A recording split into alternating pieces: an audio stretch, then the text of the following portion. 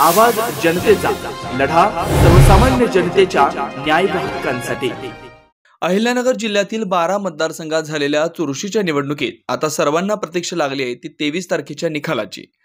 निवडणुकीत साम दाम दंडभेद यासह मोठ्या प्रमाणात लक्ष्मी दर्शन घडवून आणल्याला अनेक ठिकाणी धक्कादायक निकाल लागण्याची शक्यता आता व्यक्त केली जाऊ लागली आहे। निवडणुकीत आवाज जनतेचा टीमने केलेल्या एका सर्वेत समोर आलेला अंदाज आज आपण जनतेपुढे मांडणार आहोत। अकोले विधानसभा मतदारसंघात पंचरंगी लढत झाली। यात विद्यमान आमदार डॉक्टर किरण लाहमटे यांच्या विरोधात राष्ट्रवादी शरद पवार गटाचे अमित भांगरे तसेच अपक्ष म्हणून भाजपाचे वैभव पिचड यांनी बंडखोरी केली होती। याशिवाय मारुती बेंगाळ आणि मधुकर तळपाडे हे अपक्ष होते।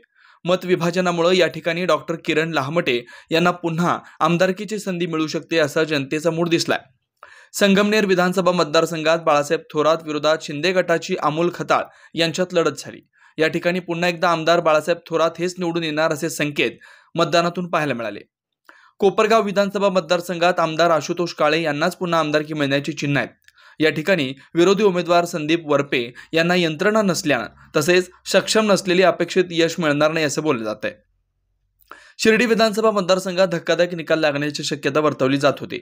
मात्र राधाकृष्ण विखे पाटील यांच्या यंत्रणांपुढे विरोधी उमेदवार प्रभावती घोकरे यांची यंत्रणा शून्य ठरली। शेवटच्या टप्प्यात बाळासाहेब थोरात यांनी घोगरे यांना वाऱ्यावर सोडल्याने त्यामुळे येथे विखेंचा विजय सुक्कर वाटतोय। श्रीरामपूर मतदारसंघात चौरंगी लढत झाली। या ठिकाणी काँग्रेसकडून हेमंत ओगले, राष्ट्रवादीकडून लहू कानडे, शिवसेनेकडून भाऊसाहेब कांबळे आणि अपक्ष म्हणून सागर बेग निवडणूक लढवत होते। कांबळे आणि बेग यांच्यामध्ये हिंदुत्ववादी मतं विभागली गेली, त्यामुळे ओगले आणि कानडे यांच्यात चुरस तयार झाली। कानडेंनी पक्ष बदलल्यानं चिन्ह पोहोचवताना त्यांची दमछाक झाली, तर ओगले यांना अगोदरच मतदारसंघात पोहोचलेल्या काँग्रेसच्या चिन्हाचा फायदा होताना दिसतोय। याशिवाय देवळालीसह 32 गावात बेग यांच्या भाल्याची चर्चा झाल्यानं या ठिकाणच्या निकालाकडे सर्वांचं लक्ष आहे। नेवासा विधानसभा मतदारसंघात तिरंगी लढत होती। शिवसेनेकडून शंकरराव गडाख, शिंदे सेनेकडून विठ्ठलराव लंघे तर प्रहारकडून माजी आमदार बाळासाहेब मुरकुटे रिंगणात होते। या ठिकाणी लंघे आणि मुरकुटे यांच्यात मत विभाजन झालं, तरीही शेवटच्या टप्प्यात लंघेनी कमबॅक केल्याचं दिसलं। मात्र हे कमबॅक गडाखांना रोखील इतकं वाटलं नाही, त्यामुळे गडाखांचं पारडे येथे जड वाटतंय। शेवगाव पाथर्डी चंद्रशेखर घुलेंच्या अपक्ष उमेदवारीने राजळे अडचणीत आल्याचं दिसलं, तर प्रताप ढाकणे यांना ही संधी समजली जाऊ लागली। मात्र पाथर्डीत राजळेंना चांगला प्रतिसाद मिळाला। शिवाय शेवगावातही त्यांची वोट बँक दिसून आली। या उलट चंद्रशेखर घुले शेवगावमध्ये चालले, मात्र पाथर्डीत त्यांना किती यश मिळालं याची शाश्वती नाही।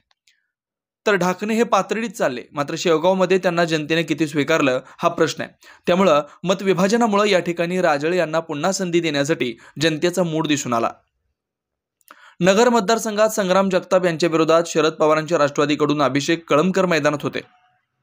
मात्र सुरुवातीपासूनच कळमकर बॅकफुटवर दिसले, त्यामुळे एकतर्फी वाटणारी ही निवडणूक शेवटच्या टप्प्यात कोतकर यांच्या निर्णयामुळे चुरशीची तयार झाली। कळमकरांच्या जीवात जीव आला, मात्र विजयापर्यंत पोहोचू शकेल अशी परिस्थिती मात्र दिसून आली नाही।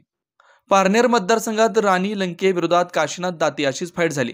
यात दाते यांच्या मागे अजित पवारांनी ताकद उभी केली, त्यात विखेंची भर पडली, त्यामुळे सुरुवातीला एकतर्फी वाटणारी निवडणूक चुरशीची झाली। अर्थात यात माजी आमदार विजय भास्कर औटी आणि शिवसेनेचे संदेश कारले यांनी घेतलेली मते लंकेंसाठी फायदेशीर ठरू शकतात असं संकेत आहे। कर्जत जामखेडमध्ये सुरुवातीला रोहित पवारांचं पारडं जड वाटत होतं, मात्र स्थानिक नेते राम शिंदे यांच्या पाठीमागे उभं राहिलेले निवडणुकीत रंग भरले, त्यामुळे या ठिकाणी जोरदार चुरस तयार झाली। त्यामुळे रोहित पवारांचं पारडं जड वाटत असलं तरी या ठिकाणी धक्कादायक निकालाची शक्यता आहे। श्रीगोंद्यात विक्रम पाचपुते, अनुराधा नागवडे आणि राहुल जगताप यांच्यात चांगली लढत झाली। शेवटच्या टप्प्यात राहुल जगताप जोरदार मुसंडी मारली। अण्णासाहेब शेलार यांनी चांगली मतं घेतली, त्यामुळे पाचपुते आणि नागवडे काही प्रमाणात फटका बसल्याचं दिसतंय। अर्थात तिरंगी लढतीचा आतापर्यंत पाचपुते यांना फायदाच होताना दिसला, यावेळी त्यांचीच पुनरावृत्ती होईल असेही काहीसे संकेत दिसतात। राहुरी विधानसभा मतदारसंघात विद्यमान आमदार प्राजक्त तनपुरे विरोधात भाजपचे शिवाजी कर्डिले यांचा हाय व्होल्टेज सामना झाला। यात ही निवडणूक तनपुरे यांनी विकासाच्या मुद्द्यावर लढवली, तर कर्डिले यांनी हिंदुत्व, लाडकी बहीण अशा भावनिक मुद्द्यांना हात घातला, त्यामुळे या ठिकाणी धक्कादायक निकाल लागल्यास आश्चर्य वाटणार नाही। राहुरी विधानसभा संदर्भात लवकरच स्पेशल रिपोर्ट करणार आहोत। तूर्त एवढंच। नवनवीन घडामोडी आणि सत्य बातमी पाहण्यासाठी आजच आमच्या YouTube चॅनलला सबस्क्राईब करा, शेअर करा आणि लाईक नक्की करा।